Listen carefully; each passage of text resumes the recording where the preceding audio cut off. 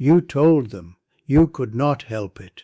The idea was so bright and so alive in your chest that you carried it to the dinner table, to the friend on the phone, to the person beside you in the car, and you said it out loud.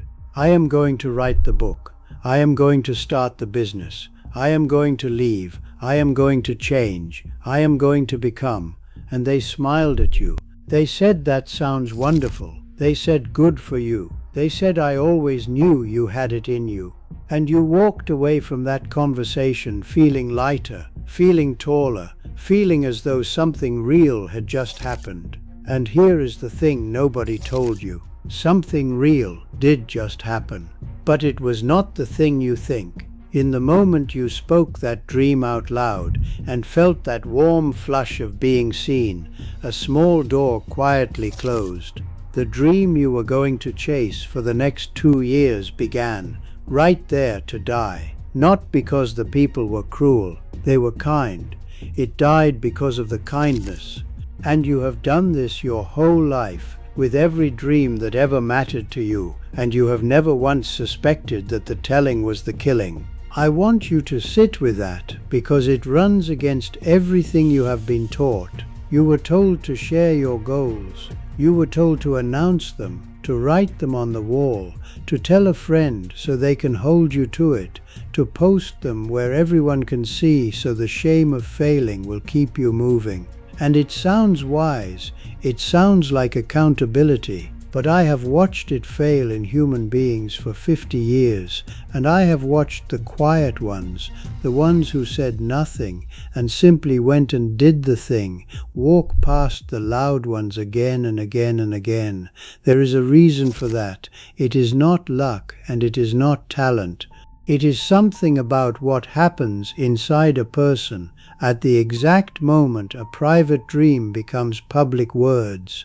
And once you understand it, you will never hand your dreams away so cheaply again. My name is Jigme Dorji. I am a monk and I am 76 years old. I have lived most of my life in silence or near to it, in a tradition that treats speech the way a careful man treats water in the desert, as something precious that you do not spill without reason. And because I have spent so long watching what speaking does and what not speaking does, I have seen a pattern that the loud world cannot see, because the loud world never stops talking long enough to notice it. I am going to give it to you plainly in the next few minutes. It is the same thing dressed up and sold back to you in expensive courses on discipline and accountability and manifestation, and the heart of all of it, the part that actually works, is so simple and so quiet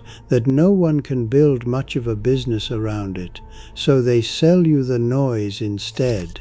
I am going to hand you the silence, bare and free. I am going to tell you why your dreams die the moment you speak them.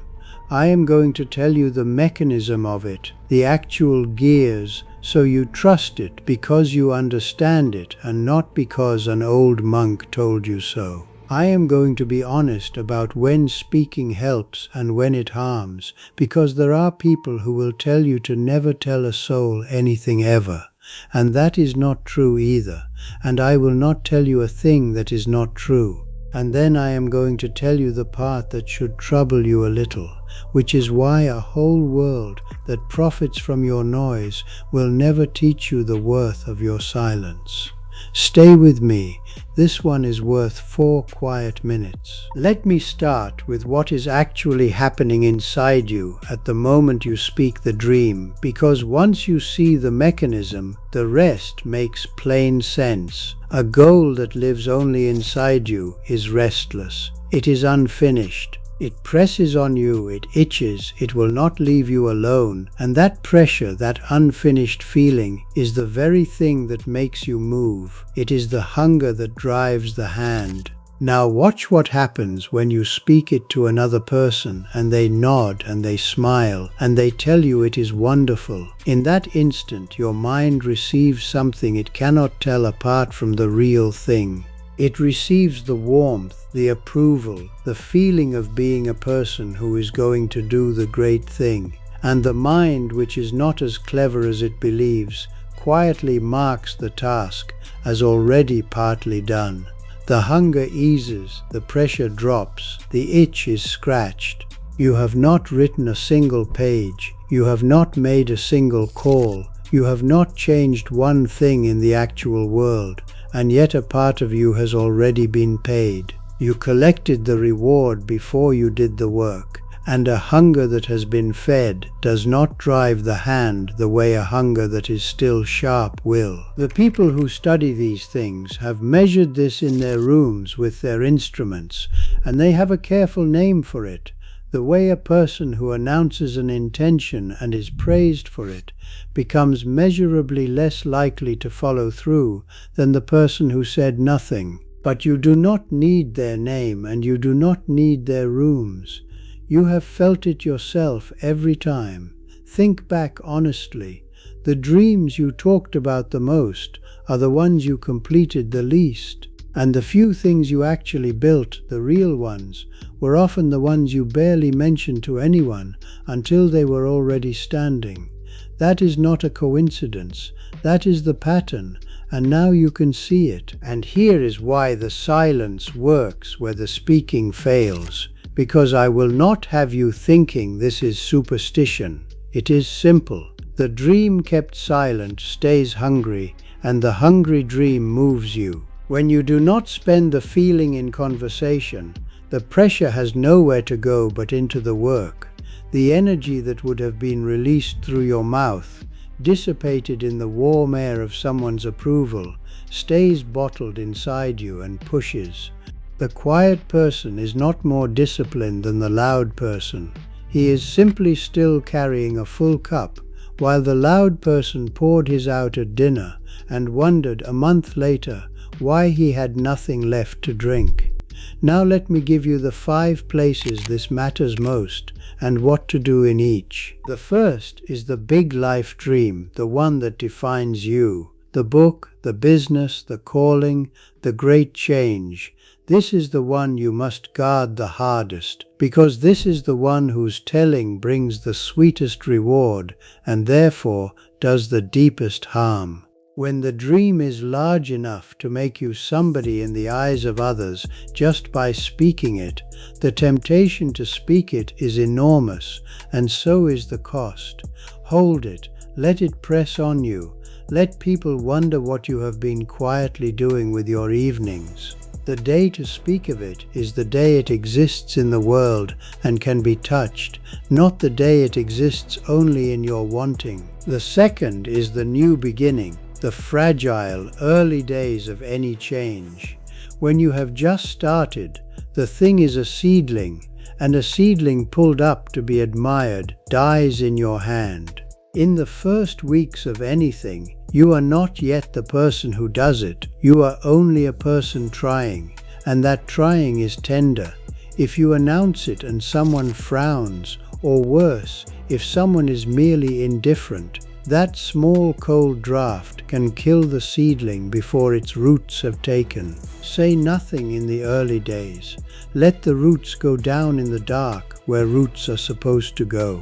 There is a reason a seed is buried and not displayed. The third is the dream you are using talk to avoid, and this is the one most people skip, which is a shame because it is the most honest. Sometimes we speak the dream precisely because speaking it is easier than living it. The talking feels like progress. It feels like motion. It lets you wear the feeling of the thing without paying the price of the thing. My old teacher saw this in me when I was young and full of grand plans I loved to describe.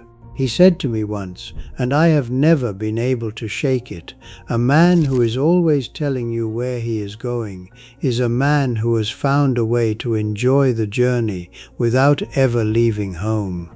Watch yourself. When you notice the urge to announce, ask whether you are about to do the work or about to perform the doing of it so that you can rest. The performance is the trap. The fourth is who you allow near the dream at all. Silence does not mean you build everything entirely alone in a sealed room, and I will be honest about that.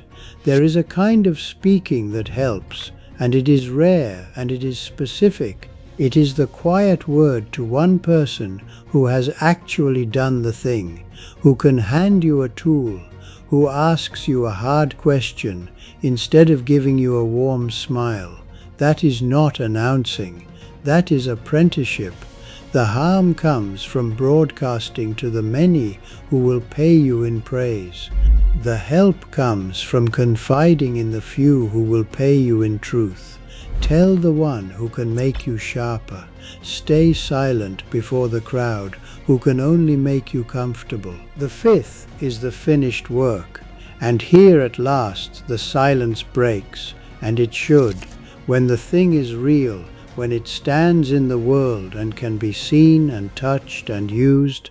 Then speak, then tell everyone, then let the praise come, because now it cannot soften a hunger that has already done its work and brought the dream all the way to ground. The reward you refused at the beginning, when it would have bought your effort cheap, you may collect at the end when it is earned. This is the whole art of it. Be silent at the start, when speech would steal your fuel, and speak at the finish, when there is no fuel left to steal. The loud person has it exactly backwards. He shouts at the beginning and goes quiet at the end, because by the end there is nothing to show. That is the whole of it. Guard the great dream. Bury the new beginning. Catch yourself performing instead of doing. Confide only in the few who pay in truth, and break your silence only when the work is real.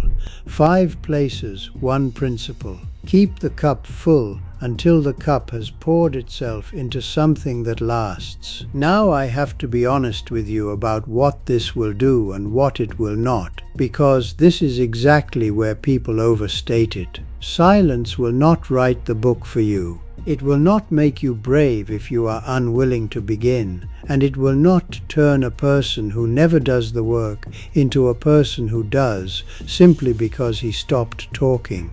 A silent man who does nothing is still a man who does nothing. He has only added secrecy to his idleness. Silence is not the engine. The work is the engine. Silence is only the lid you keep on the kettle, so that the heat you have does not escape before it can do its work. And there are people, the lonely, the isolated, the ones already locked too far inside themselves, for whom the medicine is not more silence but more honest connection. And if that is you, then hear me. This is not permission to disappear from the people who love you. Keep your dreams quiet. Do not keep your heart quiet. Those are different things. Now I want to take a moment, because this is the part that matters, and it is bigger than any one dream. Think about who profits from you speaking your dreams out loud, constantly, to everyone, all the time. The whole loud machine of the modern world profits, because a person broadcasting his every intention is a person feeding the feed, filling the silence that the machine cannot sell against. There is no money in your quiet. A man sitting alone in a room, doing the patient work of his life, telling no one, posting nothing, is a man no one can sell anything to in that moment. So you are taught gently and constantly from every direction to share, to announce, to declare, to let it all out, to never sit with anything unspoken. And it is dressed up in the good words: accountability, community, authenticity, and some of that is real and good. But underneath the good words is a simpler truth that no one profits by telling you. Every dream you speak too soon is a dream you have partly spent, and a population that spends its dreams in talk is a population that will never be quiet enough, or hungry enough, or dangerous enough to actually go and build the lives it keeps describing. I am not telling you there is a villain in a room somewhere who decided this. There is no meeting. It is simpler and almost worse. It is only that no one, anywhere, earns a coin from your silence, and so no one will ever sell it to you. You have to find it yourself. You were not born needing to announce yourself.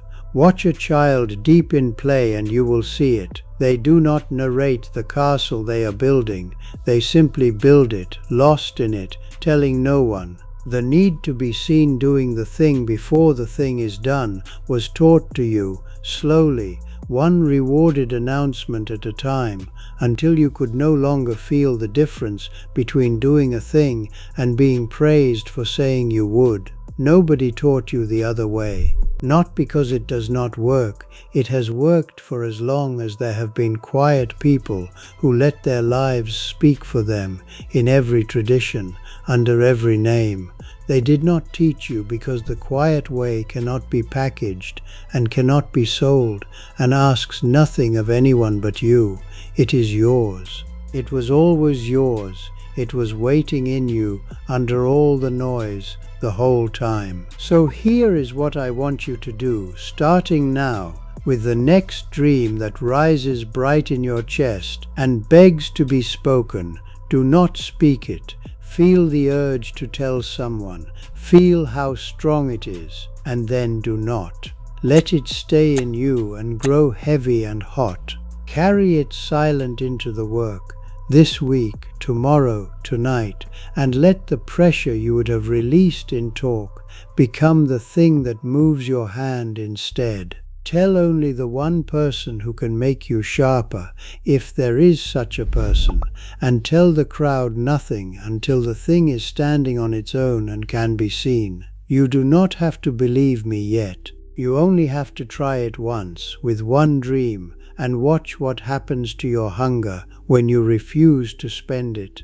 The silence will teach you the rest. Then tell me, in the comments below, what is the dream you have spoken too many times and never built?